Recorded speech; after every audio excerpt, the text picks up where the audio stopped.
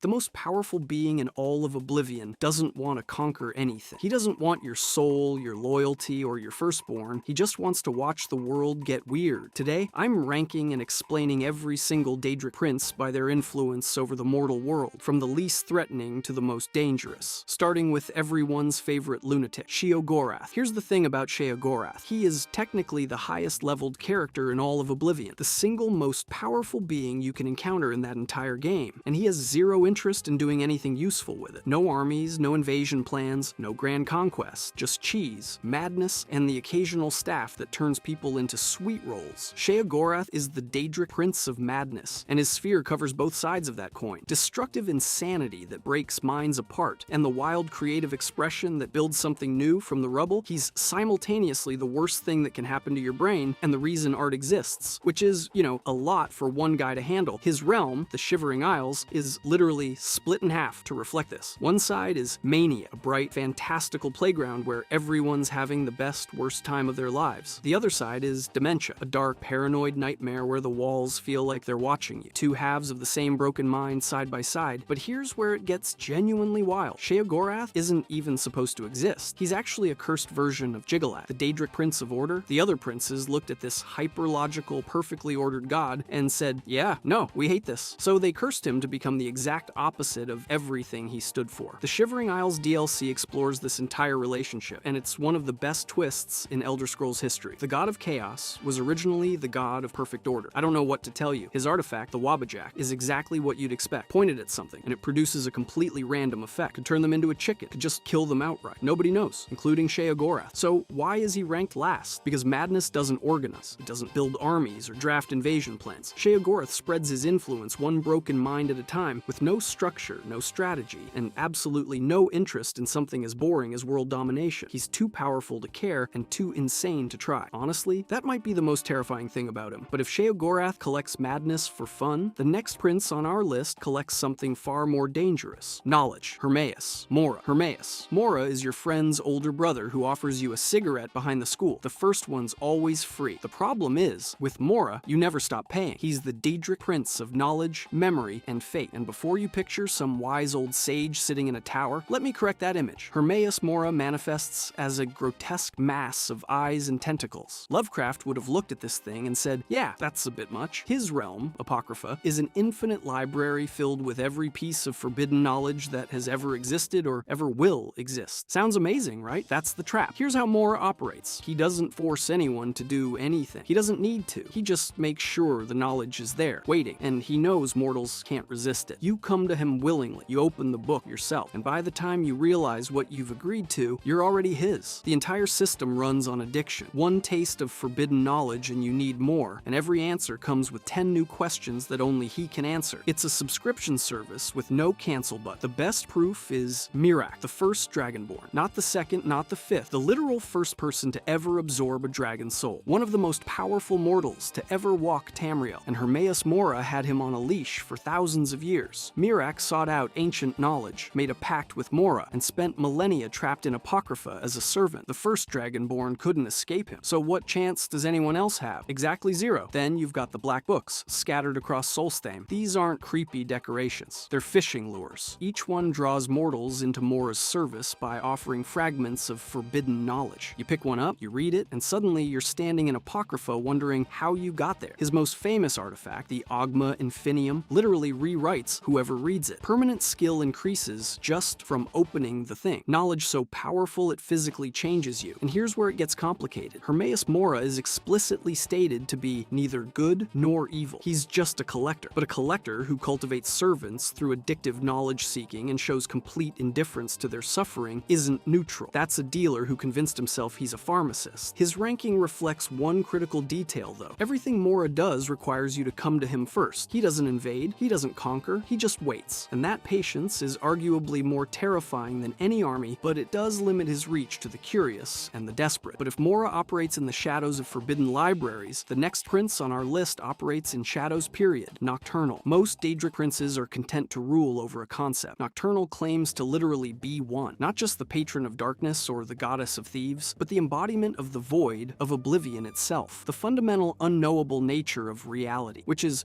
a pretty bold claim when you're sharing a pantheon on with 16 other cosmic entities who all think they're the most important thing in existence. But here's the thing, she might actually have the resume to back it up. Nocturnal goes by two titles, the Night Mistress and Lady Luck. The first one makes sense. Prince of Night, Darkness, Mystery, sure, but Lady Luck? That's a completely different domain. That's not shadows and stealth, that's probability and chance. Every dice roll, every close call, every time something inexplicably goes your way or doesn't. That's her. And then there's the skeleton key. On the surface, it sounds like a fancy lockpick, and in gameplay terms, that's basically what it is. But the lore tells a very different story. The skeleton key doesn't just open physical locks. It can open any obstacle. Mental blocks, magical wards, metaphysical limitations on potential. It's essentially a universal key to everything that has ever been closed, sealed, or restricted in any way. Like giving your local pickpocket the ability to unlock the secrets of the universe. In Skyrim's Thieves Guild questline, you become a Nightingale, one of Nocturnal's sworn agents. The whole thing culminates in returning the skeleton key to the Ebonmere at the Twilight Sepulchre, and the trials getting there are perfectly on brand. You fight corrupted Nightingale spirits. You solve puzzles in total darkness. At one point, you're literally required to extinguish every light source in the room to proceed. Most Daedric princes ask you to kill something. Nocturnal asks you to turn off the lights. Hey, could you make it darker in here? I'm trying to be mysterious. What really sets Nocturnal apart is how deeply her worship is woven into mortal culture. The Thieves Guild doesn't just serve her, they speak her language. Shadow hide you isn't a prayer, it's a greeting. An entire organization invoking a Daedric prince every time they say hello, and probably not even thinking about it. That's influence most princes would envy. No temples required, no blood sacrifices, just language itself carrying her name forward through generations of thieves. But for all that subtle power, Nocturnal's reach has limits. Her domain is confined to those who operate in shadow. She doesn't invade provinces or merge planes of existence. She doesn't reshape civilizations or curse entire races. She's powerful, genuinely powerful, but she's playing a smaller game by choice. The night is hers. Everything outside of it, not so much. And speaking of princes whose influence actually did reshape an entire civilization, let's talk about the one who cursed a whole race, and then had the audacity to still call herself one of the good ones. Azura. Azura is one of those Daedric princes that people love to point to when they want to argue that not all Daedra are evil. And on the surface, they've got a case. She's the Daedric prince of dawn and dusk, commanding the transitions between day and night, and the magic that flows between light and darkness. She's worshipped by the Dunmer as one of the three good Daedra, alongside Boethia and Mephala. She guided an entire civilization through prophecy. She sounds great, but here's the thing. Azura's version of good comes with some extremely heavy asterisks. Let's start with her biggest contribution to Elder Scrolls history, because it's genuinely massive. After the Tribunal betrayed and murdered the Chimer champion Indoril Nerevar, Azura swore vengeance. She used her power over dawn and dusk to craft the Nerevarine prophecy, a plan to resurrect Nerevar through reincarnation and restore justice to Morrowind. That prophecy isn't some background lore footnote. It drives the entire main quest of Morrowind. Every single thing you do in that game traces back to Azura's 1,000-year grudge match against the Tribunal. That's an insane level of influence for a single Daedric prince to have over a game's narrative. But then there's the curse. When the Chimer abandoned her worship and followed the Tribunal instead, Azura didn't just get upset. She literally reshaped an entire race. The Chimer were physically transformed into the Dunmer, their skin darkened, their culture permanently altered. She changed the biology and identity of an entire people because they stopped praying to her. That's not benevolence. That's control on a civilizational scale. And that's the tension with Azura that nobody wants to address. She guides, yes. She prophesies, sure. But the moment you stop listening, she rewrites your DNA. Good Daedra is doing a lot of heavy lifting in that title. Her artifact, Azura's Star, is one of the most useful items in Elder Scrolls history. It's a reusable grand soul gem capable of trapping incredibly powerful souls, though in its standard form, it can't capture black souls. The corrupted Black Star variant you can get in Skyrim removes that limitation entirely, which is,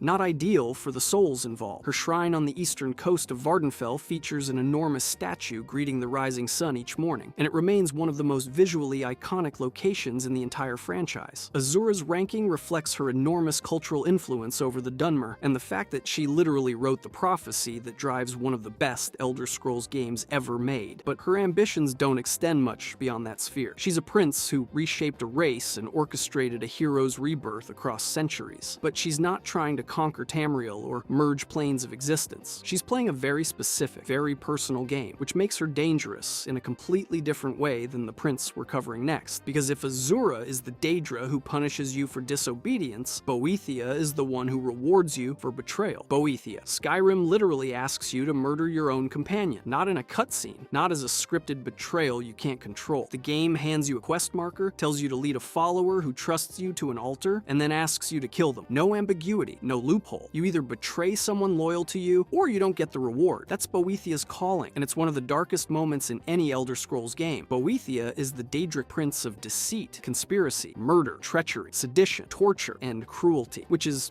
quite the resume. Their entire sphere revolves around the unlawful overthrow of authority, and unlike some princes who view mortals as tools, Boethiah takes genuine pleasure in watching people suffer. This isn't a detached cosmic entity pulling strings from a distance. This is a prince who leans in, grabs the popcorn, and enjoys every second of it. Here's where it gets complicated. Despite all of that, the Dunmer count Boethiah among the three good Daedra, alongside Azura and Mephala. A violent, sadistic entity who demands human sacrifice is considered one of the good ones, but the Dunmer value cunning. They value rebellion against tyranny. And Boethiah, for all the bloodshed, represents the idea that no authority is untouchable. Every king can be toppled. Every institution can be burned from the inside out. To the Dunmer, that's not evil, that's survival. But let's talk about what Boethiah actually demands from you in Skyrim. The quest requires you to sacrifice a loyal follower on the altar of sacrifice, murder the cult members gathered around it, and then fight Boethiah's current champion. Every single step forces you to embody betrayal and cruelty. There's no noble path through it. You do it Boethiah's way, or you walk away empty-handed. And if you do it Boethiah's way, you get the Ebony Mail, a unique piece of heavy armor that poisons nearby enemies and grants solid magical protections. Genuinely one of the better armor pieces in the game, but the cost is steep enough that plenty of players never pick it up, because leading Lydia to a sacrificial altar feels like a line you can't uncross. Traditionally, Boethiah is summoned on the 2nd of sun's dusk during the Gauntlet holiday, where devotees conduct rituals involving sacrifice and the consumption of their enemies. Not metaphorical consumption, actual consumption. Cool, add that to the list. The way I'd rank Boethiah is this. Their influence is real, dangerous, and deeply embedded in the political fabric of Tamriel, but it operates through destabilization, not direct conquest. Boethiah is a kingslayer, not a king. They don't want to rule. They want to make sure nobody else can rule comfortably either. And that puts Boethiah in direct opposition to Molag Bal. Both seek domination, but through completely antithetical methods. Boethiah tears power structures apart from the inside. Molag Bal crushes them from the outside and enslaves whatever's left. But if you think a prince who destabilizes governments is scary, wait until we talk about one who turns people into monsters against their will. Hircine. Most Daedric princes trick you. They offer power with hidden strings, cursed gifts wrapped in pretty packaging, deals that sound great until you read the fine print 3 centuries later. Hircine doesn't do any of that. He tells you exactly what you're getting and exactly what it costs, and that's what makes him one of the most unsettling princes in the entire pantheon. Hircine is the Daedric prince of the hunt, the huntsman of the princes, the father of man-beasts. The Khajiit call him the hungry cat, which is honestly the most adorable name for an entity that embodies the eternal cycle of predator and prey. His entire existence revolves around one concept, the chase. Something hunts, something gets hunted, and the cycle never ends. No grand agenda, no desire to enslave Tamriel, just the hunt forever. But here's the thing, his influence is absolutely everywhere, and most people don't even realize it. Hircine is the creator and patron of lycanthropy in all its forms. Werewolves, werebears, were-crocodiles, every beast form entity roaming Tamriel owes its existence to it. And unlike the gifts offered by other princes, lycanthropy represents genuine physical enhancement. You get stronger, faster, capable of tearing through a bandit camp like it's made of wet paper. The trade-off is periodic loss of control, the beast taking over when you'd rather it didn't. But that's the deal, stated up front. No hidden clauses. The Companions of Skyrim, one of the most prominent factions in the entire game, actively carry his gift. The Inner Circle are all werewolves. You spend hours fighting alongside these people, completing their quest line, operating inside Hircine's sphere of influence, whether you think about it or not. He also served as the main antagonist of Blood Moon for Morrowind, where the player confronts his hunters directly during the wild hunt. Hircine doesn't send minions from some distant realm. He shows up personally. Hello, you're the prey now. Best of luck. His artifact, the Ring of Hircine, grants unlimited werewolf transformations to anyone carrying lycanthropy. Most werewolves can only transform once per day. The ring removes that limitation entirely. A straightforward upgrade with zero deception attached. And that's what separates Hircine from every other prince on this list. There's no corruption, there's no enslavement, there's no moment where you discover the real cost was your soul or your sanity or your firstborn child. Hircine offers a genuinely fair bargain, enhanced strength and senses in exchange for embracing something primal and occasionally uncontrollable. You know what you're losing before you agree. The terrifying part isn't the deal itself. It's that the deal Tamriel is honest. Every other prince operates through manipulation, but Hircine just looks you in the eye and says, "This is what I am, a force of nature wearing antlers, completely indifferent to morality, respecting nothing except the hunt itself." And lycanthropy spreads across Tamriel through bites, through bloodlines, through curses that have nothing to do with consent. Hircine's reach is pervasive and permanent, a prince who plays fair and still manages to be everywhere, which is,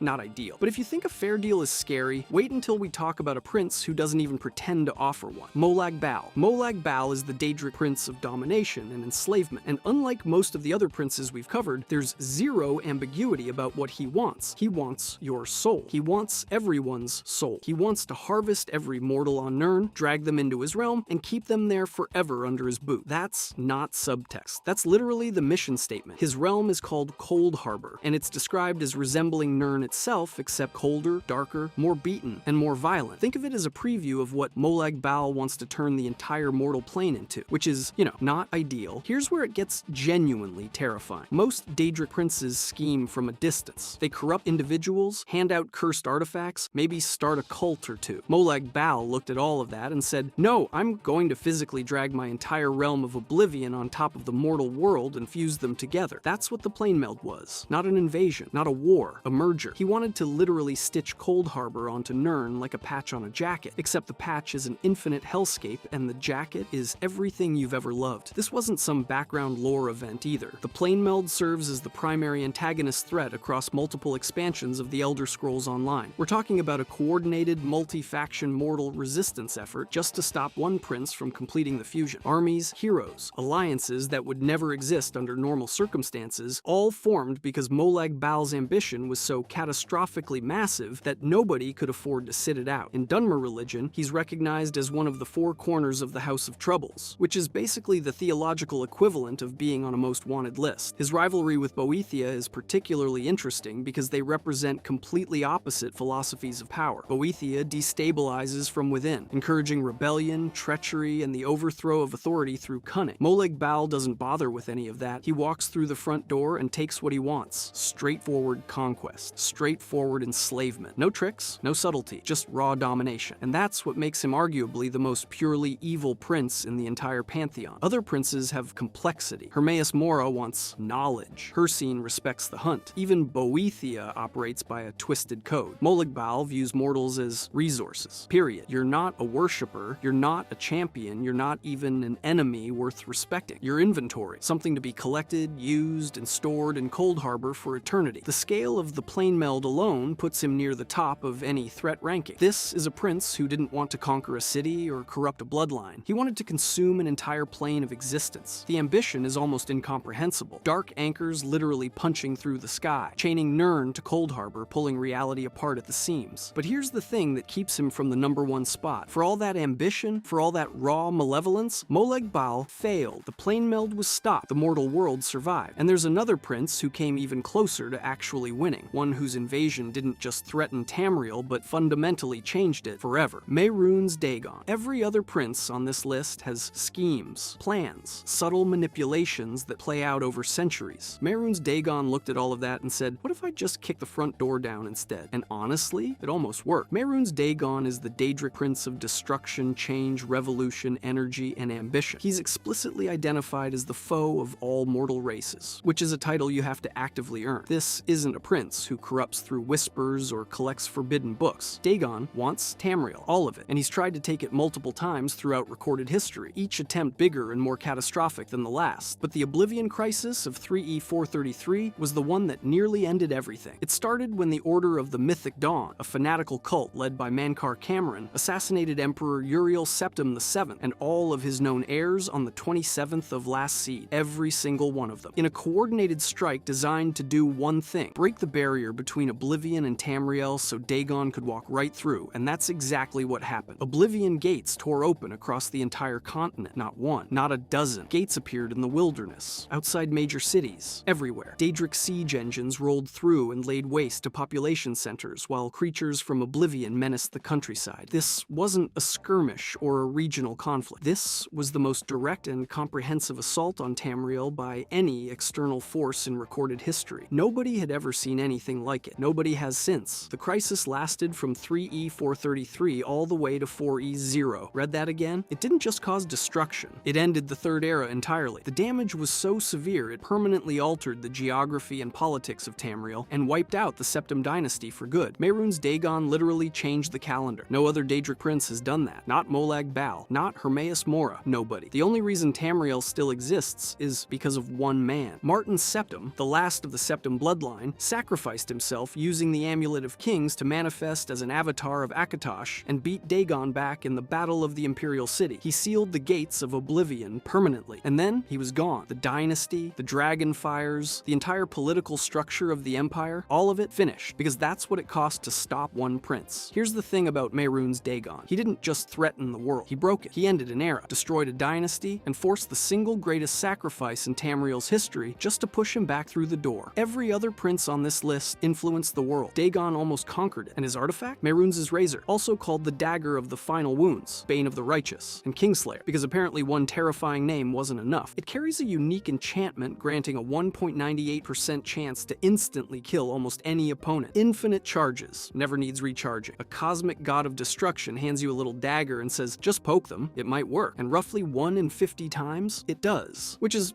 not ideal if you're on the receiving end. That's why Mehrunes Dagon sits at number 1. Not because he's the most powerful in some abstract cosmic sense, but because he came measurably closer to winning than any other Daedric prince in recorded history. He didn't play games. He didn't whisper. He showed up, kicked the door in, and it took the death of an emperor and the end of an entire era to stop him. If you enjoyed this video and want to see more, click the video on the screen now.